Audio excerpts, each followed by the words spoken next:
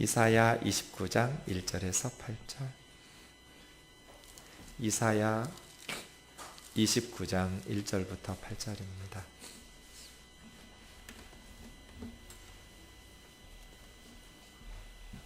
슬프다 아리엘이여 아리엘이여, 다윗이 진친 성읍이여, 해마다 절기가 돌아오려니와 내가 아리엘을 괴롭게 하리니 그가 슬퍼하고 애곡하며 내게 아리엘과 같이 되리라.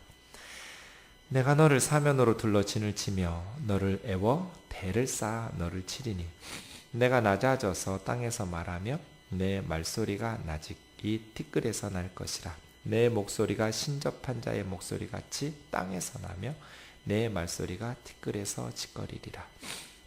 그럴지라도 내 대적의 무리는 세미한 티끌 같겠고 강포한 자의 무리는 날려가는 겨 같으리니 그 일이 순식간에 갑자기 일어날 것이라. 만군의 여호와께서 우레와 지진과 큰 소리와 회오리 바람과 폭풍과 맹렬한 불꽃으로 그들을 징벌하실 것인즉 아리엘을 치는 열방의 무리 곧 아리엘과 그 요새를 쳐서 그를 곤고하게 하는 모든 자는 꿈같이 밤의 환상같이 되리니 줄인 자가 꿈에 먹었을지라도 깨면 그 속은 여전히 비고 목마른 자가 꿈에 마셨을지라도 깨면 곤비하며 그 속에 갈증 있는 것 같이 시온산을 치는 열방의 무리가 그와 같으리라. 아멘.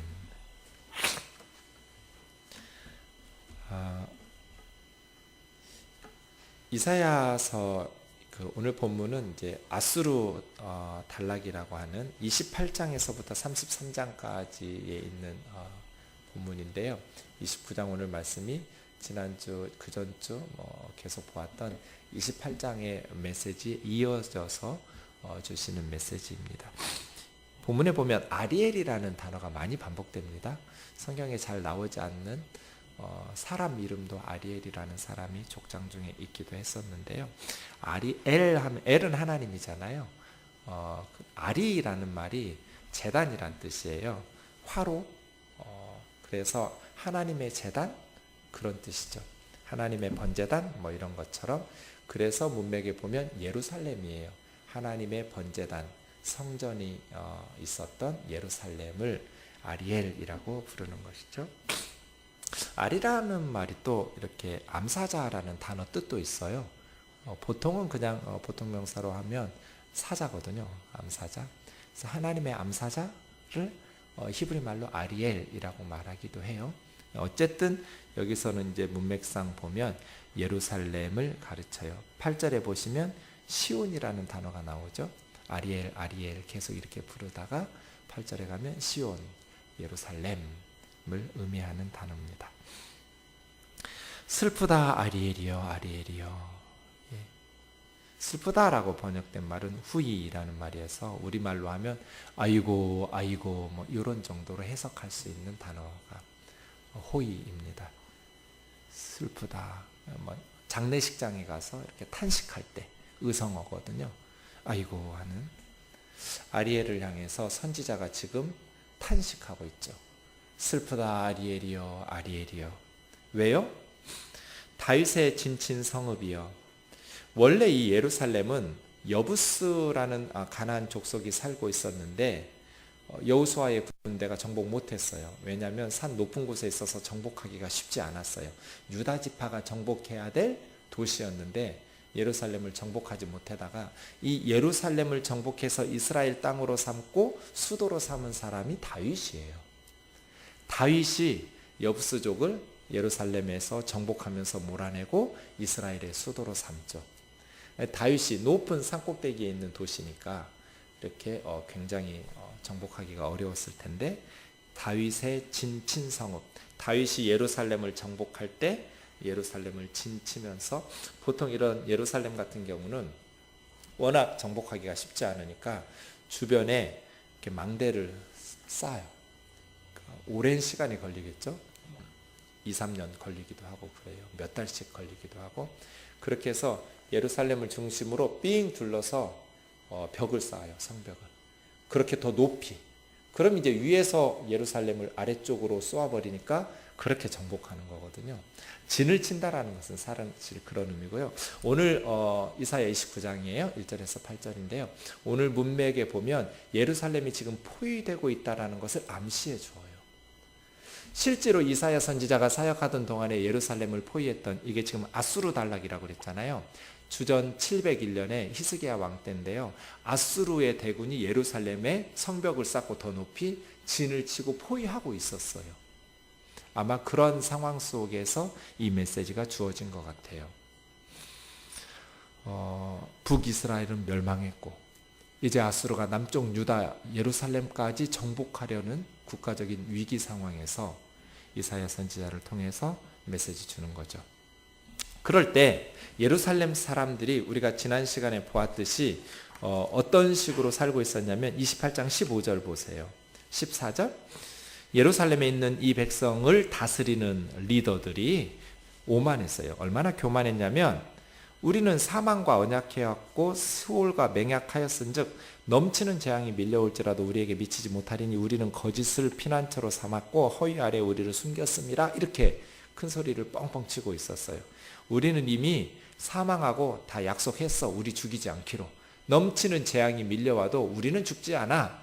이런 식의 큰 소리를 쳤던 예루살렘의 백성들을 다스리는 지도자들, 오만한 자들이라고 책망하면서 우리는 이미 사망하고 약속했고 수올, 죽어서 가는 음부거든요. 무덤하고 다 약속했어. 우리는 이렇게 죽이지 않기로. 이렇게 교만을 떨면서 우리가 살 수 있으면 거짓도 얼마든지 수단 방법 가리지 않고 거짓을 피난처로 삼고 허위라고 번역된 속임수예요. 속임수와 거짓말도 다 우리가 이렇게 약속해서 우리는 다 살려주기로 했어. 이런 식으로 큰 소리를 치고 있는 그 예루살렘 사람들이 29장 1절에 보면 이제 다윗의 진친성읍, 우리 예루살렘은 다윗이 진을 쳤던 성읍이야. 하나님 마음에 합했던 다윗의 도시야. 그러니 망할 리가 없지. 그렇게 지금 예루살렘 사람들이 거짓 안심, 거짓된 샬롬에 빠져 사는 거예요. 예루살렘은 망할 리가 없어. 다윗의 도시이니까. 다윗이 정복했고 다윗이 살던 다윗의 도시라서 다윗성은 망하지 않을 거야 라는 거짓 확신에 빠져 있는 거예요. 그래서 지금 슬프다 아리엘이여 아리엘이여. 해마다 절기가 돌아오려니와 끊임없이 종교적인 축제와 절기, 명절은 이어져서 많은 제물들이 드려지겠죠. 그러나 해마다 드려진 무수한 그 절기의 예물이나 예배가 나라를 구해줄 수는 없고 하나님의 심판을 막을 수는 없다는 뜻이에요. 해마다 절기가 돌아오려니와 내가 이스라엘을, 아리엘을 괴롭게 하리니 하나님께서 심판하신다는 거예요. 왜요? 서울을 지켜주는 게 뭐예요? 한국교회를 지켜주는 게 뭐예요? 우리 가정을 지켜주는 게 뭐예요? 해마다 돌아오는 절기마다 뭐 부활절 축제라든지 성탄절 축제라든지 그러한 하나님 앞에 매 주일마다 드려지는 예배나 헌금이라든지 해마다 돌아오는 절기나 축제가 종교적인 예식이 우리를 지켜주는 게 아니에요. 우리를 지켜주는 것은 말씀에 순종하면서 올바르게 사는 거예요. 계속해서 이사야 선지자가 외치는 게 뭐예요? 고아와 과부들을 억울하지 않게 하라. 가난한 사람들, 궁핍한 사람들 억울한 피눈물 흘리지 않게 해라. 정의롭게, 정직하게, 진실하게 살라는 거잖아요.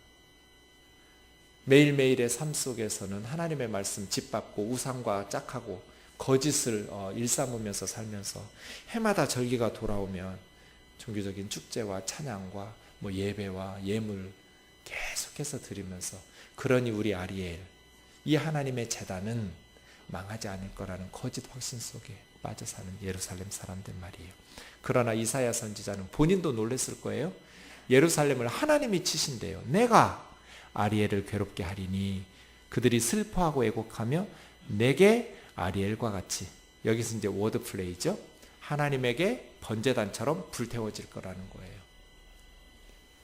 하나님의 도시, 예루살렘이 하나님의 말씀에 불순종하면서 우상 숭배하고 말씀에 불순종하면서 거짓말하고 온갖 음란하게 거짓된 삶을 살아갈 때 하나님께서 그들을 괴롭히셔서 그들이 슬퍼하고 애통하면서 그 축제 소리가 해마다 끊임없이 울려 퍼지던 예루살렘은 이제 불살라질 것이다. 아리엘 될 거야. 번제단 될 거야. 내가 너를 사면으로 둘러 진을 치며 성벽을 쌓고 탑을 쌓아서 이렇게 공격하는 거예요. 사실은 이건 아수르가 한 거거든요. 아수르 군대들이 사면으로 예루살렘을 둘러서 진쳤으니까 예루살렘 사람들이 생각할 때 그 이스라엘을 무너뜨리려고 사면으로 둘러친 아수르 사람들은 하나님의 원수여야 되잖아요. 이스라엘의 원수니까.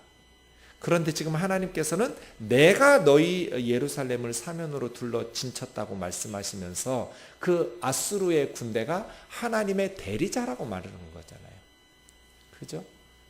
그래서요. 우리가 하나님의 말씀대로 살아가면 우리를 공격하는 원수들은 하나님의 원수죠. 그러나 우리가 말씀대로 살아가지 않으면 아수르는 하나님이 하나님의 백성들을 징벌하시는 회초리거든요.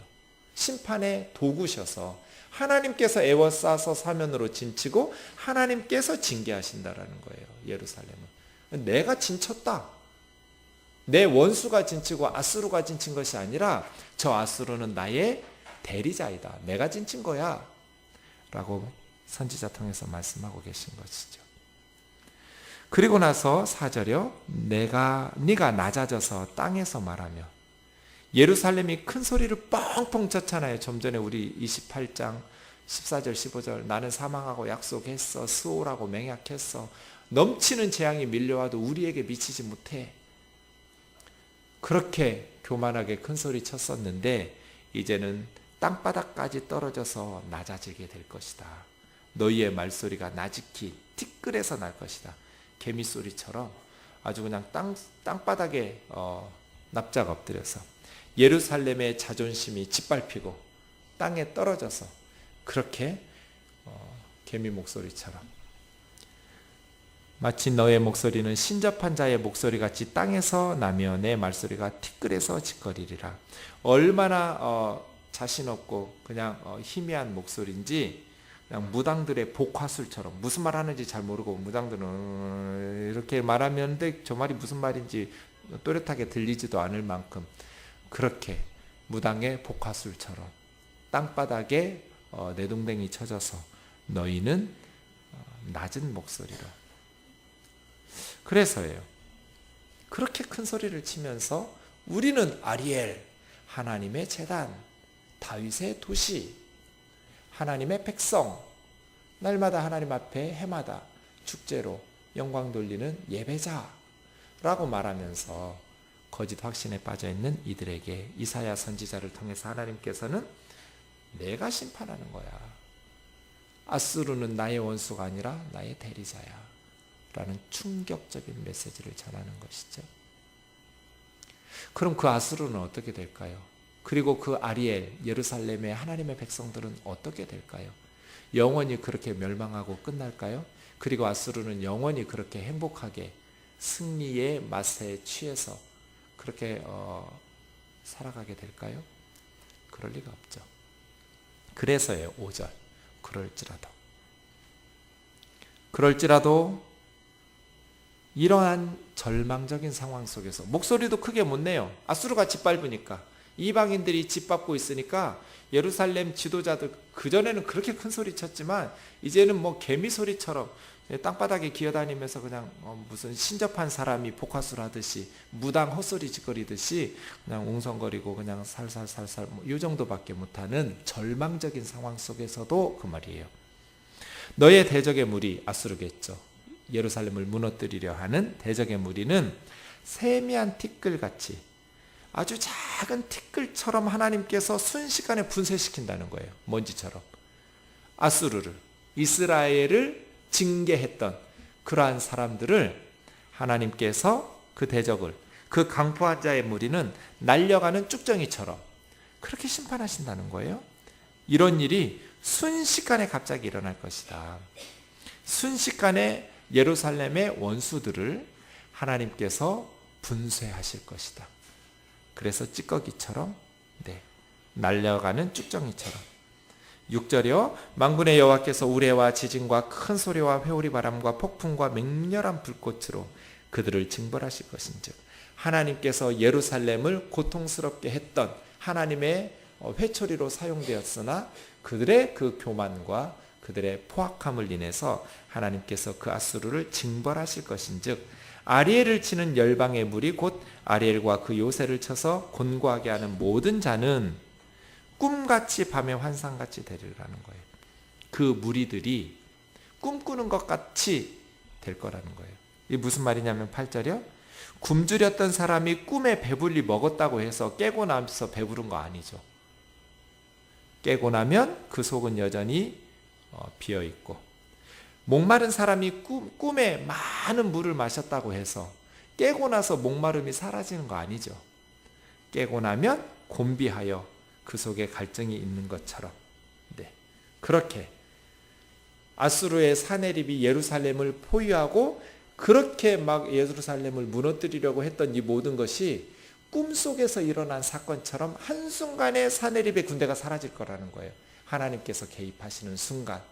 실제로 역사 가운데 그렇게 에워싸고 예루살렘은 엄청난 고난을 받았는데, 하나님께서 개입하셔서 예루살렘을 무너뜨리는 강포한 사람들을 심판하시고 나면 마치 언제 아수르 사람들이 우리를 에워쌌지? 언제 그 사람들이 우리를 죽였지? 하는 꿈꾸었던 것처럼 하나님의 개입으로 말미암아 아수르의 군대는 실패하고 패망해서 도망가게 될 것이라는 거예요. 시온산을 쳤던 열방의 무리가 그렇게 꿈속에서 행하였던 것처럼 예루살렘을 완전히 무너뜨리지는 못할 것이다. 이게 이사야의 메시지예요. 이사야는 아수르는 하나님의 심판의 도구인 건 맞는데 영원히 예루살렘을 완전히 나라를 멸망시키지는 않는다 해요. 그런 의미에서 예레미야하고 좀 달라요. 이사야 선지자는 예레미야 선지자보다 한 150여 년 이전에 사역했던 선지자이기 때문에 히스기야 왕 시대에는 아수르는 북이스라엘을 멸망시켰어요. 그러나 이사야가 활동하던 시대에 남쪽 유다는 멸망시키지 않아요. 그래서 아수르의 그 예루살렘을 에워쌌던 아수르 군대를 하나님께서 정말 오늘 말씀 5절에 순식간에 갑자기 그 아리엘을 무너뜨렸던 이방의 군대를 흔적도 없이 분쇄시켜버리고 티끌처럼 쭉정이처럼 날려버린다고 하신 것처럼 18만 5천 명이 하루 저녁에 죽었어요. 무슨 전염병 같은 게 돌았던 것 같아요. 그래서 역사적으로 실제로 이 아시리아 제국이 사내립 때 망해버려요. 그렇게 나라가 꿈꾸었던 것처럼 이사야 때에는 예루살렘이 유다가 멸망하진 않아요. 단 회개해야죠. 히스기야처럼. 그러나 이제 예레미야 선지자가 활동하던 후대에는 이제 바벨론이 똑같이 아수르와 같은 하나님의 백성들의 죄에 대해서 심판하는 도구로 쓰임 받는데 바벨론은 아수르하고 달라요. 그래서 예레미야 선지자는 완전히 멸망할 거야. 예루살렘이, 유다가. 그래서 포로로 끌려갈 거야. 70년 동안 심판을 받을 거야. 그러나 그 후에 다시 돌아와서 다시 하나님 나라의 역사를 이어가게 될 거야. 이것이 이제 예레미야 선지자의 메시지입니다. 그렇게 해서 메시지가 비슷하면서 차이점들이 드러납니다. 이 말씀들을 보면서 우리가 28장에서 술 취한 것과 같은 지도자들이라고 말했잖아요. 예루살렘의 지도자들이. 우리가 취해서 살면 안 되겠구나. 사리 분별 못하고 영적인 통찰력과 분별력을 잃어버리고 마치 술 취한 사람처럼 그렇게 영적인 분별력 없이 살아서는 안 되겠구나. 지금 우리가 어떤 교회를 만들어야 되고 어떤 신앙생활을 해야 되는지 하나님의 말씀을 통해서 정말 우리에게 하나님께서 요구하시는 것이 무엇인지를 바르게 말씀을 통해서 배우고 또 그 말씀을 힘있게 수종들기를 원합니다. 하나님께서는 다윗성도 심판하셨습니다. 다윗이 진친 도시야. 하나님의 제단이 있는, 하나님의 성전이 있는 곳이야. 예루살렘은 무너지지 않아. 이사야 선지자는 헛된 꿈, 헛된 거짓 확신에 속지 마라. 회개해라. 하나님 앞에 온전한 삶으로 예배를 드려라. 그러한 메시지들을 선포하는 것이죠.